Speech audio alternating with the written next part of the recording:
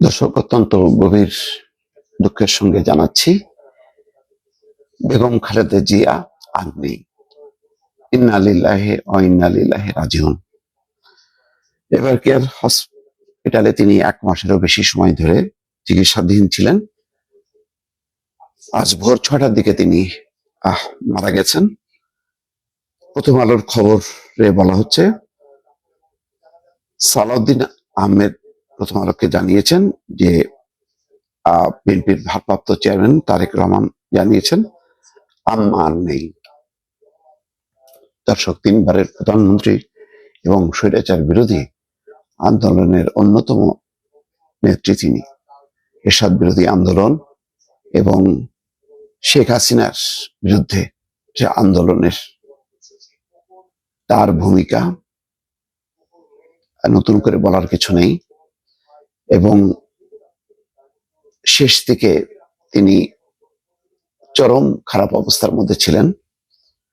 বিশেষ করে 3বারের প্রধানমন্ত্রীকে কারাদণ্ড দেওয়া হয়েছিল এবং কারাদণ্ড থাকাকালীন তিনি কারাগারে থাকাকালীন অবস্থায় তিনি অসুস্থ হন। শেখ হাসিনার শাসনামলের শেষ দিন পর্যন্ত বারবার পরিবারের পক্ষ থেকে তার উন্নত চিকিৎসার জন্য আবেদন করা হয়েছে, কিন্তু নাকচ করা হয়েছে।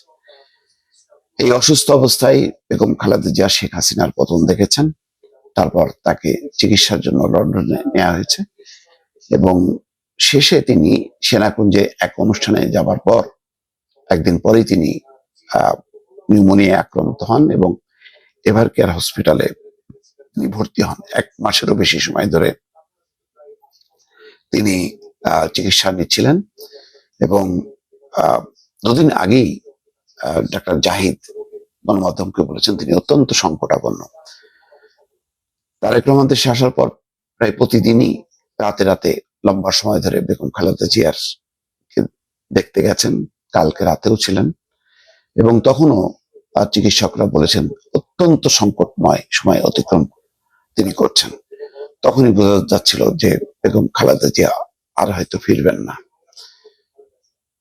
এর মধ্যে তিনি 3টা নির্বাচনে দাঁড়ানোর প্রস্তুতি নিচ্ছিলেন, টিপসই পর্যন্ত দিয়েছিলেন, কিন্তু চিকিৎসকদের সব চেষ্টা ব্যর্থ করে দিয়ে দেশবাসীর দোয়া সবকিছু উঠতে তিনি চলে গেছেন এই মুহূর্তে।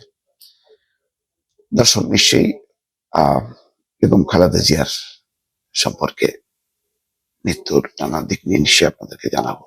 ভালো থাকবেন, আল্লাহর কাছে দোয়া করবেন। হায়াত মৌত সবই আল্লাহর কাছে। এই মুহূর্তে আমাদের কাছে আসলে দোয়া করা ছাড়া আর কিছুই নেই।